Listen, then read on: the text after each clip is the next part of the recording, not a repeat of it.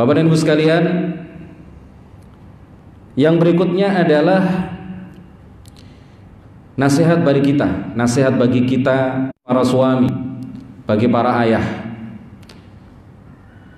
Rasulullah di dalam sebuah hadis bersabda, khairukum li ahlihi wa ana khairukum li ahli.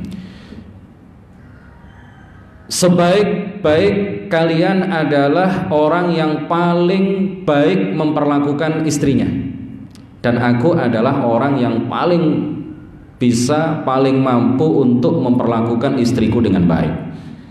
Jadi sebaik-baik laki-laki, bapak-bapak, sebaik-baik laki-laki adalah orang yang paling baik kepada istrinya, kepada keluarganya. Kata Rasulullah, dan aku adalah orang yang paling baik, kata beliau. Jadi kalau bapak dan ibu ingin memilih pemimpin, maka lihat rekam jejak dia terhadap keluarganya, track recordnya terhadap keluarganya. Apakah dia adalah orang yang bisa memperlakukan keluarganya dengan baik? Karena hadisnya jelas, khairukum li ahli wa ana khairukum li ahli. Orang yang paling baik, laki-laki yang paling baik adalah laki-laki yang bisa memperlakukan keluarganya dengan baik. Dan aku, kata Rasulullah, adalah orang yang paling bisa memperlakukan istri-istriku dan keluargaku dengan baik. Kalau kita bisa tawadhu kepada orang lain, kalau kita bisa rendah hati kepada orang lain, maka semestinya kita harus lebih bisa rendah hati kepada istri-istri kita. Rasulullah itu tidak segan untuk membantu istri-istri beliau di dalam kegiatan rumah tangga. Beliau terkadang menambal baju beliau sendiri, tidak menyuruh Aisyah atau menyuruh salah seorang istri beliau untuk menambal baju beliau. Beliau tambal sendiri, beliau jahit sendiri. Kalau alas kaki sandal beliau kadang-kadang rusak, maka beliau perbaiki sendiri. Ini suami idaman, ini kepala rumah tangga yang baik.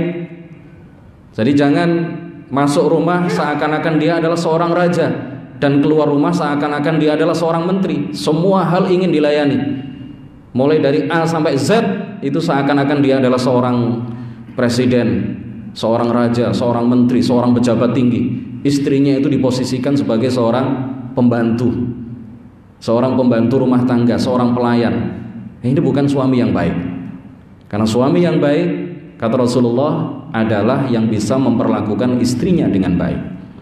Salah satu bentuk perlakuan baik kita di dalam melakukan pekerjaan-pekerjaan rumah tangga. Karena pekerjaan rumah tangga itu luar biasa berat. Kalau seandainya bapak-bapak berposisi sebagai perempuan, belum tentu sanggup, belum tentu mampu. Mulai dari bangun tidur sampai tidur lagi, itu kehidupan seorang istri, pekerjaan-pekerjaannya itu luar biasa berat. Suatu ketika ada seorang laki-laki bertengkar dengan istrinya. Istrinya marah-marah kepadanya, berteriak-teriak di hadapannya. Lalu suaminya ini ingin mengadu kepada presiden umat Islam ketika itu, Khalifah Umar ibnul Khattab radhiyallahu anhu. Dia mendatangi rumah Khalifah Umar, Amirul Mukminin Umar ibnul Khattab radhiyallahu anhu. Ketika laki-laki ini sampai di depan pintu rumah Sayyidina Umar, ternyata dia mendengar istri Umar marah-marah kepada Umar dengan berteriak-teriak, dengan mengeluarkan suara yang keras. Lalu laki-laki ini balik badan, putar balik. Kalau pimpinan umat Islam, ya, pimpinan tertinggi umat Islam di seluruh dunia ketika itu, Sayyidina Umar ibn al-Khattab radhiyallahu anhu, diteriaki oleh istrinya, dimarah-marahi oleh istrinya, kemudian beliau sabar. Nah, mestinya aku lebih bisa bersabar menghadapi teriakan istriku, menghadapi kecerewetan istriku, menghadapi kemarahan istriku. Ketika dia mau balik, mau pulang, rupanya Sayyidina Umar mendengar langkah kakinya, lalu membukakan pintu untuknya. Ya akhi, madza turid? Ma hajatuka? Wahai saudaraku, apa yang kamu inginkan? Apa keperluanmu? Lalu laki-laki ini bercerita kepada Sayyidina Umar ibn al-Khattab radhiyallahu anhu. Saya tadi sebenarnya, Sayyidina Umar, wahai khalifah, wahai amirul mukminin, ingin mengadu kepada tuan, ingin mengadu kepada paduka, ingin mengadu kepada khalifah, pimpinan tertinggi umat Islam di seluruh dunia, bahwa istriku ini selalu cerewet kepadaku, marah-marah terus setiap hari, teriak-teriak terus setiap hari. Tapi setelah aku berada di depan pintu rumah paduka, aku mendengar teriakan istri tuan kepada tuan, kepada engkau, presidennya umat Islam di seluruh dunia. Ini kalau sekarang umat Islam terbagi ke dalam beberapa negara, ya, masing-masing negara ada presidennya. Waktu itu masih jadi satu, tidak ada sekat-sekat negara. Umat Islam di seluruh dunia itu pucuk pimpinan tertingginya beliau, Umar ibnul Khattab radhiyallahu anhu. Apa kata Sayyidina Umar ketika mendengarkan keluhan dan aduhan dari laki-laki itu? Beliau mengatakan, ya akhi, tahammaltuha li huquqin laha alayya.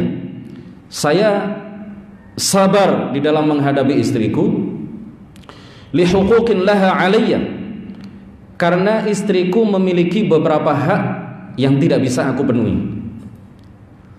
Sayyidina Umar melanjutkan, fa innaha tabbakhatun li ta'ami, khabbazatun li khubzi, ghassalatun li thiyabi, murdi'atun li waladi, walaysa dhalika biwajibin 'alaiha. Istriku itu adalah orang yang memasakkan makanan untukku, membuatkan roti untukku, mencucikan baju untukku, dan menyusui anak-anakku. Walaysa dzalika biwajibin 'alaiha, padahal itu semuanya tidak wajib baginya.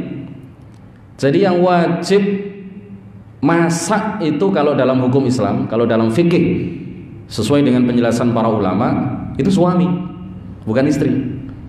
Kalau istri, bapak, istri hadirin sekalian, rela masak untuk bapak-bapak sekalian, itu adalah perbuatan baik yang mendapatkan pahala dari Allah Subhanahu wa ta'ala.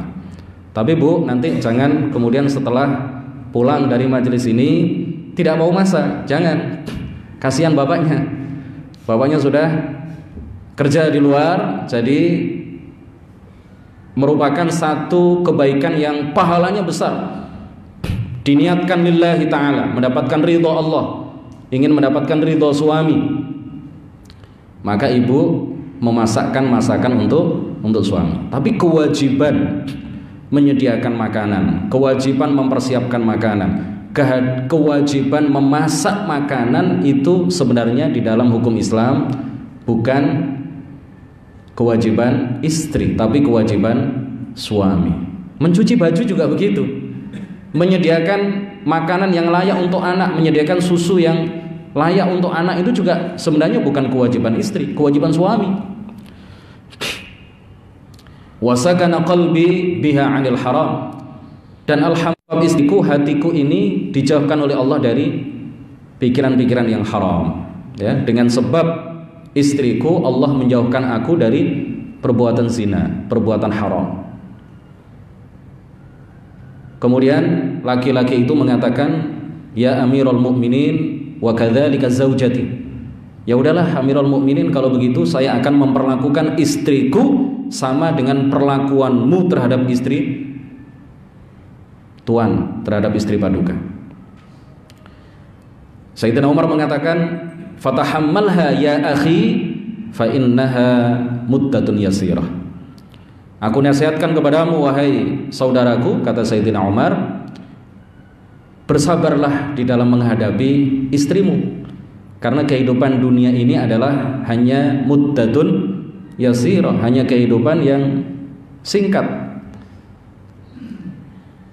Umat Nabi Muhammad ini antara 60 sampai 70. Rasulullah meninggal di usia Berapa bapak-bapak sekalian? 63 tahun. Abu Bakar meninggal dalam usia berapa? 63 tahun. Sayyidina Umar meninggal dalam usia berapa?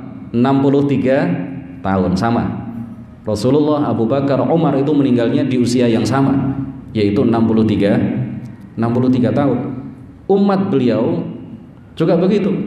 Paling kita hidup di dunia ini hanya 60 tahun, 61, 62, 63, 70 tahun. Kalau sudah usia 80 tahun kita sudah tidak bisa menikmati kenikmatan-kenikmatan dunia.